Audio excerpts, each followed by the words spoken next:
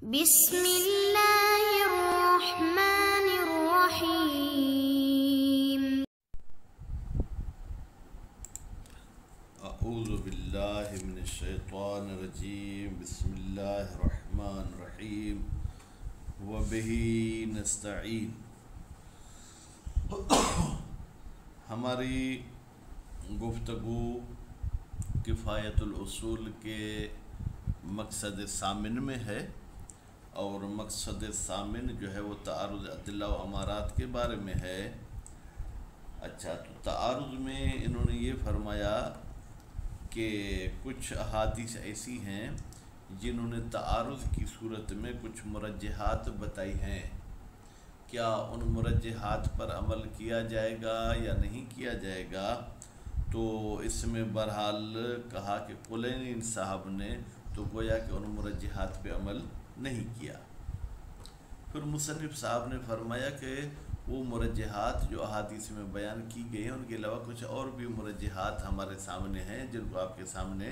بیان کر رہے ہیں۔ تو پھر ایک بات کہی گئی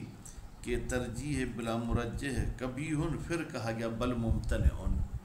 تو گویا کہ اضراب کیا گیا کبیہ سے ممتنع کی طرف، حالانکہ یہ اضراب نہیں کرنا چاہیے،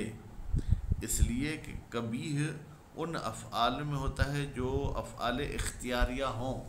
مثلا اس کو انجام نہیں دینا چاہیے لیکن میں دیتا ہوں، میرے بس میں ہے، تو وہاں پر کبیہ کا لفظ استعمال ہوتا ہے۔ اور امتناع کا لفظ وہاں پر ہوتا ہے جہاں انسان کا اختیار ہی نہ ہو، تو دونوں ایک وادی کے نہیں ہیں، الگ الگ وادی کے ہیں۔ تو یہاں پر آپ کی یہ بات ذرا ہمیں پریشان کر رہی ہے،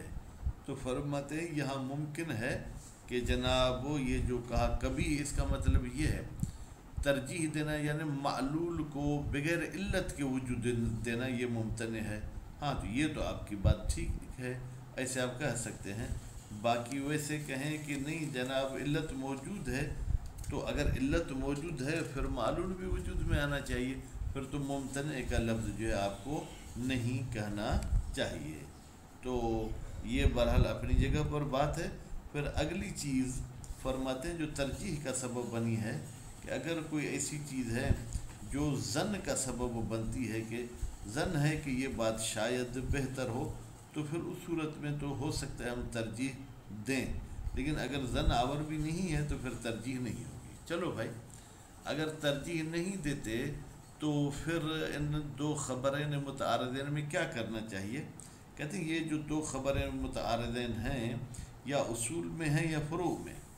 اگر اصول میں ہیں پھر تو مجتہد مقلد دونوں کو اختیار ہونا چاہیے، اور اگر فروع میں ہیں تو پھر مجتہد جو فتویٰ دے گا مقلد کو بھی اسی پر عمل کرنا ہوگا، الا ان کے خود مجتہد بھی فتویٰ تخییر کی دیتے۔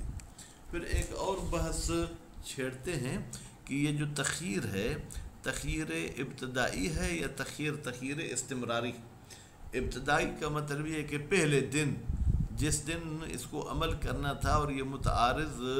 دلیل اس کے سامنے آ گئی، اب اس کی مرضی ہے کہ الف کو لے لے یا بے کو، لیکن پہلے دن جس کو لیا ہے مرتے دم تک اسی کو لیے رہے گا، دوسرے کو نہیں لے سکتا، یہ ہے تخییر ابتدائی۔ تخییر استمراری کا مطلب یہ ہے کہ نہیں جناب یہ شخص جو ہے کیا ہے، یہ جب بھی چاہے جس پر عمل کرے، جمعے کے دن مثلا الف پہ عمل کیا، ہفتے کے دن پھر با پر عمل کرے۔ تو ابھی مزید ہم عبارت کی طرف چلتے ہیں کہ یہ جو ہم نے کہا ہے یہ عبارت میں حاضہ کی پرانے زمانے میں ہمارے استاد کہتے تھے خذ کی معنی میں ہے، ٹھیک ہے۔ فرماتے ہیں بہرحال یہ تو جو ہم نے اوپر جواب دیا تھا کہ یہاں پر آپ اگر کوئی مزیت دیکھتے ہیں تو وہ بھی اتنا مرجح نہیں بن سکتی، مضافن الی ما ہوا، اس سے اضافی ایک اور بھی ہمیں اشکال ہے، فی الاضراب، کہ آپ نے اضراب کیا من الحکم بالقبح، پہلے کہا تھا کہ ترجیح بلا مرجح کبھی ہے الی الامتناع، پھر آپ نے کہہ دیا کہ یہ ممتنع ہے۔ من ان، بھائی آپ کیسے اضراب کرتے ہیں؟ کہتے ہیں من ان، اس طریقے سے ہم جناب اضراب کرتے ہیں کہ ان ترجیح بلا مرجح، بالتحقیق کہ یہ ترجیح بلا مرجح فی الافعال الاختیاریت، یہ افعال اختیاریہ میں ہوتی ہے، ومنہا ان افعال اختیاریہ میں سے الاحکام الشرعیہ، احکام شرعیہ بھی ہے، لا یکون الا کبیہا، اور یہ افعال اختیارہ نہیں ہوتے مگر کبیہ، کیونکہ احکام شرعیہ جو ہے کیا ہے، یہ جناب یا اوامر ہیں شارع یا نواہی ہیں، ولا یستحیل وقوعہ، اور محال ہے، ولا یستحیل اور محال نہیں ہے، وقوعہ جناب اس قسم کے کبھی کا واقع ہونا، الا علی الحکیم تعالی، اللہ تعالیٰ پر یہ کبھی ہے، لیکن اور جگہ پر ہم اس کو کبھی نہیں کہیں گے۔ بھائی اللہ تعالیٰ پر کیوں کبھی ہے؟ کہتے ہیں اس لیے کہ قباحت اس وجہ سے آتی ہے، یا آدمی جاہل ہوتا ہے آدمی، یا وہ امر کرنے والا، یا وہ خوب سے باطنی رکھتا ہے، جبکہ اللہ تعالیٰ ان تمام عیوب سے منزہ ہے۔ وَإِلَّا فَهُوَ بِمَكَانٍ مِّنَ الْإِمْكَانِ، اللہ تعالیٰ کی ذات چونکہ ان عیوب سے پاک ہے، تو ہم کہیں گے اللہ تعالیٰ کبھی انجام نہیں دے سکتا، ورنہ کبھی کو انجام دینے کی بات ممکن ہے کہی جا سکے، لیکن خدا کے لیے نہیں کہیں گے، لکفایت ارادت مختار، اس لیے کہ کافی ہے کہ مختار یعنی جو شخص صاحب اختیار ہے، ٹھیک ہے، وہ ارادہ کرے، ٹھیک ہے، اس کا ارادہ ہو علتاً لفعلہ، اپنے فعل کی علت یعنی فعل کبھی کی علت ہو خوب، وَإِنَّمَا الْمُمْتَنِعُ هُوَ وُجُودُ الْمُمْكِنِ بِلَا عِلَّةٍ، ممتنع وہ چیز ہے جہاں پر کہیں کہ ایک ممکن وجود میں آ گیا ہے اور اس کی کوئی علت نہیں، اور اسی کو اگر آپ ترجیح بلا مرجح کہتے ہیں تو فلا استحالت، پھر تو استحالت ذاتی نہیں ہے، پھر ترجیح ہی تعالی کہ اللہ تعالیٰ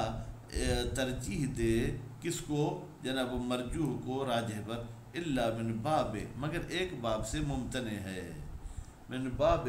اس لحاظ سے کہ امتناع صدور ہی منہ تعالیٰ، اللہ تعالیٰ کبھی بھی کبھی فعل انجام نہیں دیتا ہے۔ وَأَمَّا غَيْرُهُ،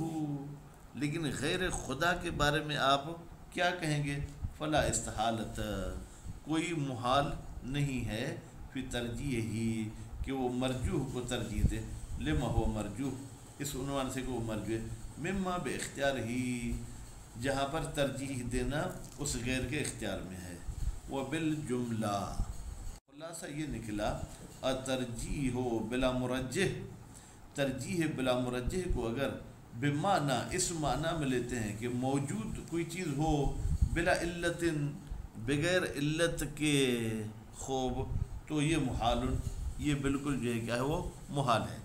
وہ بمعنی، اور اگر اس کی یہ معنی لیتے ہیں بلا داعٍ عقلائی، کوئی عقل مندوں کے پاس ایسی چیز نہیں ہے جس میں وہ ترجیح بلا مرجح کر دے، تو پھر کبھی یہ پھر محال نہیں ہوگا، کبھی ہوگا، لیس بمحال، یہ محال نہیں ہوگا، فلا تشتبہ، بس اس محال اور جو ہے کہ کبھی یا یوں کہ ممتنع اور کبھی کے بیچ میں آپ کو اشتباہ نہیں کرنا چاہیے۔ وہ منہا کی ضمیر کہاں جائے گی؟ جناب وہ وجوہ جو ترجیح کا سبب بندی، غیر ذالک، یہ جو اجماع وغیرہ بیان کیا گیا، اس کے علاوہ اور بھی ہیں، مما لا یکاد یفید الظن، جو ہمیں فائدہ نہیں دیتی ہیں کس کا، ظن کا بھی، فالصفح عنہ اولا، تو پھر اس سے منہ موڑ لینا ہی بہتر ہے، واحسن اور بہتر ہے۔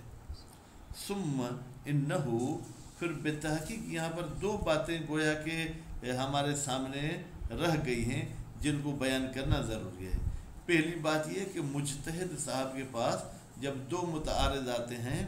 اور وہ ان دو میں ابتدائی طور پر جو ہے کیا ہے تخیر کو انتخاب کرتا ہے، جیسے کہ مصنف صاحب نے اسی بات کو انتخاب کیا ہے، یا یہ کہ ابتدا میں تخیر نہیں کرتا بلکہ جب کوئی مرجح نہیں ملتا ہے تو پھر وہ تخیر کرتا ہے، پھر وہ تخیر پر عمل کرتا ہے، ایک تو یہ بات ہے، اور پھر دوسری بات انشاءاللہ آگے ہم چل کے پڑھیں گے، تو ایسی صورتحال میں کیا کرنا چاہیے، مجتہد کو کیا کرنا چاہیے اور اس کے جو ہے کیا ہے مقلدین کو کیا کرنا چاہیے۔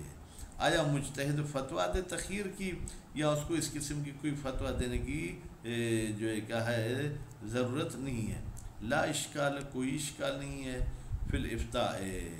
کہ وہ فتویٰ دے بمختار ہو، جس کو مصنف صاحب انتخاب کرتا ہے من الخبرین دونوں خبروں میں سے کسی ایک خبر پر فی عمل نفس ہی وہ عمل مقلدی ہے یعنی مجتہد کے عمل کے لیے بھی اور اس کے مقلدین کے لیے بھی تو کہتے ہیں لا اشکال فی الافتاء اس قسم کے فتویٰ دینے میں کوئی اشکال نہیں ہے ولا وجہ للافتاء بتخیر اور کوئی وجہ نہیں ہے کہ مجتہد صاحب فتویٰ دے تخیر کی مثلا یہ کہے کہ اے میرے مقلدین تمہیں فلاں چیز میں اختیار ہے کہ اس کو حرام سمجھو یا اس کو مباح سمجھو فی المسألۃ الفرعیت البتہ یہ اس مسئلے میں ہے جو مسئلہ جو ہے کیا ہوگا فرعیہ ہوگا لعدم الدلیل علیہ اس لیے کہ تخیر پر کوئی دلیل نہیں ہے فیہا اس مسئلے فرعیہ میں نعم جی ہاں نعم جی ہاں کا مطلب کیا ہے لہ الافتاء بہی ہاں مجتہد کو فتویٰ دینے کا حق ہے بہی اس تخیر کا فی المسألۃ الاصولیت مسئلہ اصولیہ میں فلا بأس حینئذ پھر کوئی بأس اور اعتراض نہیں ہے حینئذ جب مجتہد نے تخیر کی فتویٰ دی بے اختیار المقلد کہ مقلد صاحب انتخاب کرے غیر مختار المفتی جس بات کو مفتی نے انتخاب کیا اس کے برعکس یہ دوسری بات کو عمل کرے فَيَعْمَلُ بِمَا يَفْهَمُ مِنْهُ پھر یہ عمل کرے گا مقلد جو چیز سمجھتا ہے اس خبر کے لیے بِصَرِيحِ ہی اور بِظُہُورِ ہی چاہے وہ حدیث سے صریح مطلب سمجھ میں آئے یا حدیث کا اس مطلب میں ظہور ہو الذی لا شبہۃ فیہ جناب ایسا ظہور جس میں کوئی شبہ نہیں ہے یا یوں کہیں فَيَعْمَلُ بِمَا يَفْهَمُ الذی لا شبہۃ فیہ اس میں کوئی شبہ نہیں تو ہم نے کہا کہ دو چیزیں رہ گئیں پہلی چیز واضح ہو گئی دوسری چیز وَهَلْ تَخْیِیرُ کیا یہ تخیر جو ہے ٹھیک ہے جناب یعنی ایک حدیث کو لینا دوسری کو چھوڑنا بدویون یہ تخیر ابتدائی ہے یعنی ابتدا میں اس کو یہ تخیر ہے او استمراریون یعنی پوری زندگی اس کو اختیار ہے جس کو لینا چاہے اس کو لے سکتا ہے فرماتے ہیں قضیت الاستصحاب استصحاب کی تقاضا وہ کیا کہتا ہے کہ یہ شخص جو ہے کیا ہے اس تخیر پر جاری رہ سکتا ہے پہلے دن تخیر تھی اب آج ہم شک کرتے ہیں کہ تخیر ہے یا نہیں استصحاب کہتا ہے کہ تخیر ہے لو لم نقل بأنہ قضیت الاطلاقات اگر ہم نہ کہیں کہ یہ جو تخیر استمراری ہے یہ اطلاقات کی تقاضا ہے اگر اطلاقات سے سمجھ میں آتا ہے پھر تو استصحاب کی بھی ضرورت نہیں ہے ایضاً کونہ استمراری اطلاقات کی بھی تقاضا یہ ہے کہ یہ جو تخیر ہے یہ استمراری ہونی چاہیے وتوہم اور یہ توہم کرنا کیا کہ ان المتحیر